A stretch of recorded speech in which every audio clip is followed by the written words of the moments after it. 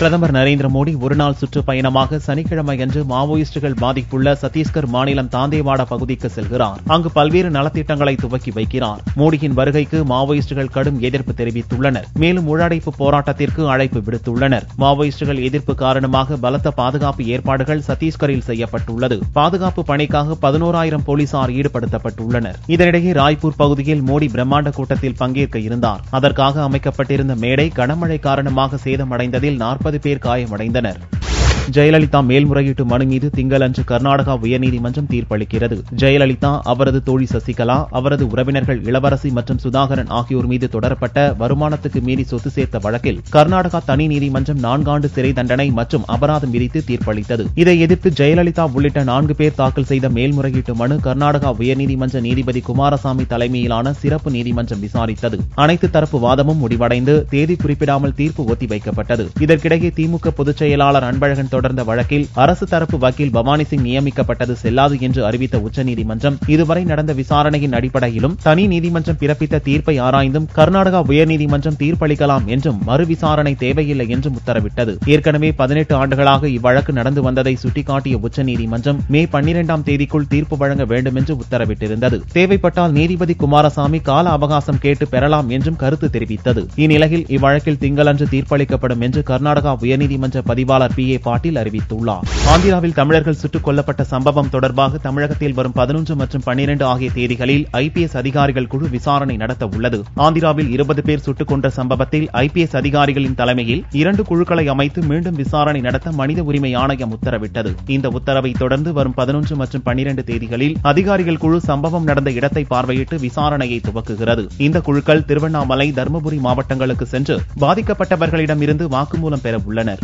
Granite முறைகேடு விவகாரம் குறித்து வரும் 22ஆம் தேதிக்குள் இறுதி அறிக்கையை தாக்கல் செய்ய IAS அதிகாரி சகாயம் திட்டமிட்டுள்ளார். மதுரை மாவட்டத்தில் நடந்த கிரானைட் முறைகேடு விவகாரம் தொடர்பாக அதிகாரி சகாயம் 11 கட்ட விசாரணை மற்றும் ஆய்வுகளை நடத்தினார். சம்பந்தப்பட்ட துறை அதிகாரிகளிடம் இருந்து அனைத்து தகவல்களும் சேகரிக்கப்பட்ட நிலையில் சகாயம் குழு அறிக்கையை தயாரிக்கும் பணியை துரிதப்படுத்தியது. அறிக்கையை தயாரிக்கும் பணி இறுதிக்கட்டத்தை எட்டியுள்ள நிலையில் வரும் 22ஆம் தேதிக்குள் இறுதி அறிக்கையை IAS அதிகாரி சகாயம் நீதிமன்றத்தில் தாக்கல் செய்ய திட்டமிட்டுள்ளார். திருச்சியில் உள்ள ஆசிரமத்தில் காணாமல் போன 3 பெண்களை போலீசார் தீவிரமாக தேடி வருகின்றனர். திருச்சி விமான நிலையம் அருகே உள்ள தனியார் அறக்கட்டளைக்கு சொந்தமான ஆசிரமம் உள்ளது. இந்த விடுதியில் ஆதரவற்றோர், குழந்தை திருமணத்திலிருந்து மீண்டவர் என 120 பேர் தங்கியுள்ளனர். இதில் ஆசிரமத்திலிருந்து திருச்சி, திருவாரூர், துறையூர் பகுதியைச் சேர்ந்த 3 பெண்கள் திடீரென்று காணாமல் போயினர். இதுகுறித்து விமான நிலையம் போலீசாரிடம் அளிக்கப்பட்ட புகாரை தொடர்ந்து பெண்களை தேடும் பணியை துரிதப்படுத்தப்பட்டுள்ளது.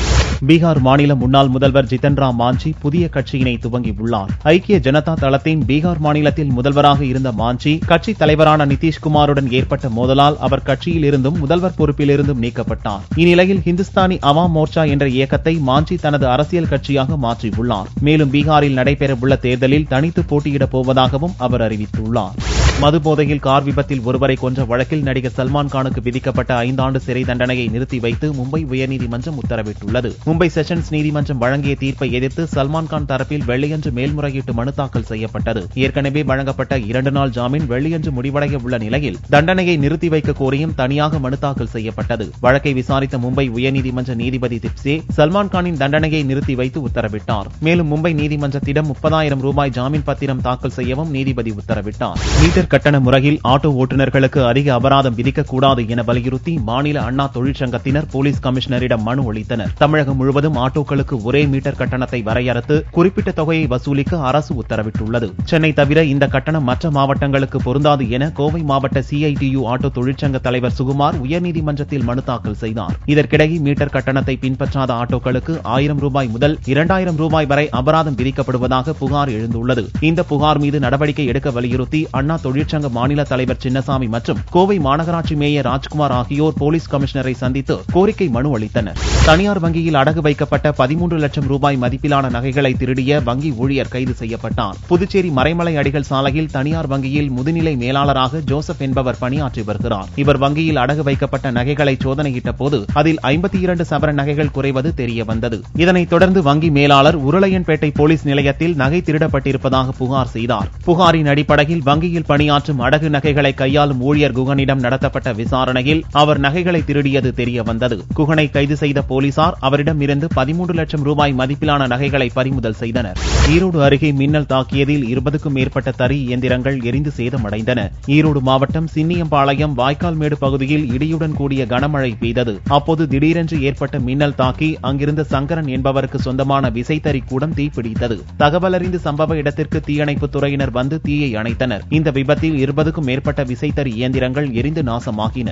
திண்டுக்கல் மாவட்டம் நத்தம் அருகே அரசு பேருந்து ஆட்டோ மீது மோதியதில் 2 பேர் பலியாகினர். திண்டுக்கல்லில் இருந்து காரைக்குடி நோக்கி வந்த அரசு பேருந்து நத்தம் அருகே எதிரி வந்த ஆட்டோ மீது நேருக்கு நேர் மோதியது. இந்த விபத்தில் ஆட்டோவில் பயணம் செய்த கீதா சரஸ்வதி, ஜக்கையா ஆகிய இருவரும் சம்பவ இடத்திலேயே பலியாகினர். மேலும் 2 படுகாயத்துடன் அரசு மருத்துவமனையில் சிகிச்சை பெற்று வருகின்றனர். இந்த பகுதியில் தொடர்ந்து விபத்து ஏற்படுவதால் இங்கு வேகத்தடை அமைக்க வேண்டும் என்றும் அப்பகுதி மக்கள் கோரிக்கை விடுத்தனர். குமரி மாவட்டத்தைச் சேர்ந்த இளம் விஞ்ஞானிகள் வேல்முருகன் மற்றும் தானுசுதன் ஆகிய இருவர் விரைவாக சமைக்கும் வகையில் புதிய வகை குக்கரை வடிவமைத்துள்ளனர். சைபாக் குக்கர் என பெயரிடப்பட்டுள்ள குக்கரை 1, 2 அல்லது 3 தனித்தனி குக்கர்களாக அல்லது மொத்தமாக ஒரே நேரத்தில் பயன்படுத்தலாம். இக்குக்கரை கண்டுபிடித்த இளம் விஞ்ஞானி வேல்முருகன் ஸ்ரீவில்லிபுத்தூர் கலசலிங்கம் கல்லூரியில் விரிவுரையாளராக பணியாற்றி வருகிறார். தானுசுதன் கோவை அமிர்தா பல்கலைக்கழகத்தில் 3ஆம் ஆண்டு பொறியியல் வகுப்பு மாணவர் ஆவர்.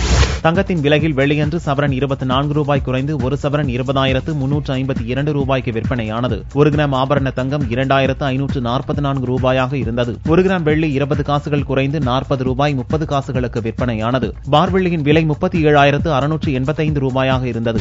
தற்போது நான் சிங்கிளாக மகிழ்ச்சியுடன் இருப்பதாக தனது திருமணம் ரத்தானது தொடர்பாக மனம் திறந்திருக்கிறார் நடிகை த்ரிஷா. நடிகை த்ரிஷாவிற்கும் பட அதிபர் வருண் மணியனுக்கும் நடக்க இருந்த திருமணம் எதிர்பாராத விதமாக ரத்தாகியது. இது தொடர்பாக எந்த தகவல்களும் தெரிவிக்காமல் இருந்த த்ரிஷா முதன்முறையாக தனது ட்விட்டர் வலைப்பக்கத்தில் கருத்து தெரிவித்துள்ளார். அதில் என்னை பற்றி வரும் செய்திகளை கண்டால் வேடிக்கையாக உள்ளது, அதை விட்டுவிடுங்கள், தான் தனியாக மகிழ்ச்சியுடன் இருப்பதாக தெரிவித்துள்ளார்.